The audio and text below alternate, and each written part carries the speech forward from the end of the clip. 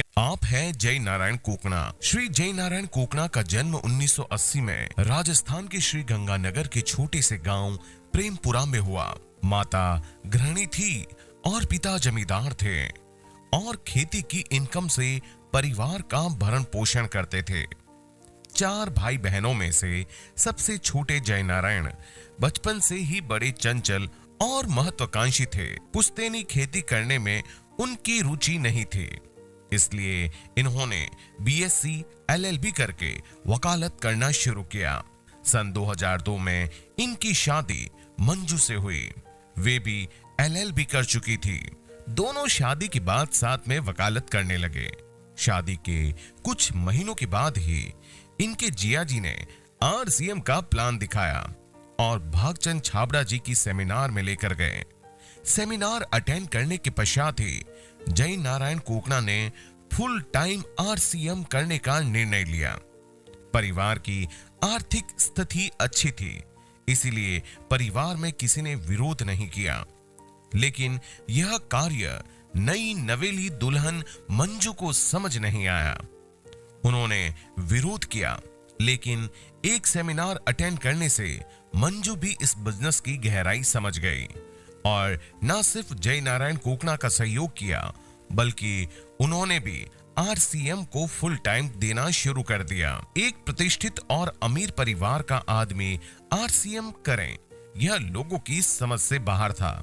लेकिन जय नारायण कोकणा की जिद और जुनून ने कई रिकॉर्ड ध्वस्त किए और वह 2004 से रॉयल्टी व 2005 में टेक्निकल अचीवर बने और आज इनको स्टार रूबी की पिन से सम्मानित किया जा रहा है। आज से 19 साल पहले शादी हुई।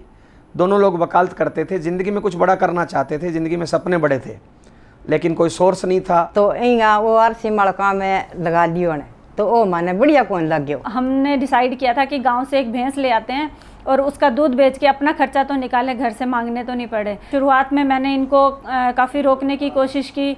पेरेंट्स ने भी बहुत इनको रोका कि तू ये बिज़नेस क्यों कर रहा है, अच्छी ज़मीन जायदाद है, अगर तेरी वकालत नहीं चल रही तो तू घर आ जा, की बात मान ले और ये तेल साबुन बेचना बंद कर दे, क्योंकि इससे थोड़ी बदनामी हो रही है। पहले से पैसे वाले परिवार से थे तो ज़्यादा किसी की ना नुकर सुनते नहीं थे। कोई मना करता, कोई नो बोलता तो गुस्सा आ जाता था। लेकिन होता है वो होता है, तो इनको बहुत सारा मैंने भी उस टाइम काउंसलिंग की थी कि मत करो, अपनी लाइफ को स्पॉइल कर रहे हो, इतनी स्टडी आपने अच्छी करी है, कोई अच्छी जॉब लो और सेटल हो जाओ। तो संघर्ष के दिनों में बड़ी दिक्कत आती थी। नई नई शादी थी, घर पे मैडम अकेली वेट करती थी और मैं स्कूल ले जाता था, तो कई बार मैडम ऐसा बोलती थी जब भी मेरे को देखती थी कि मेरी सौतन आई है, तो बड़ा अजीब लगता था उस समय। लेकिन उन्होंने फर्स्ट डे से ही ठान लिया था कि मुझे ये करना है। धीरे धीरे मीटिंग सेमिनार में जाने लगे, थोड़ी इनकम आने लगी, मेरे को भी समझ आने लगा कि हाँ ये बिज़नेस ऐसा है जो हमें बहुत बड़ा कुछ दे सकता है। बाद में आरसीएम को काम है बढ़िया चाली हुई है कि जय नारायण जी की और मेरी लाइफ के अंदर बहुत सारे डिफरेंसेस आ गए हैं।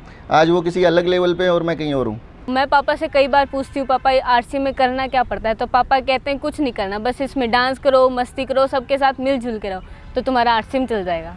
मेरे को आरसीएम के प्रोडक्ट बहुत अच्छे लगते हैं और मेरे पापा जो भी मैं मांगती हूँ वो दिलाते हैं मेरे को।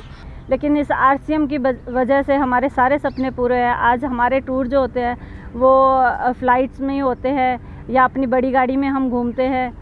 आज बहुत ही खुशी की बात है, जय सर का स्टार रूबी निकला है।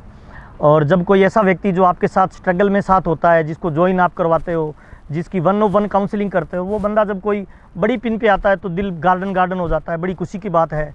ये करने से मेरी तकदीर और तस्वीर बदली है, आप सब लोगों की बदल सकती है। इनको स्टार रूबी की पिन से सम्मानित किया जा रहा है।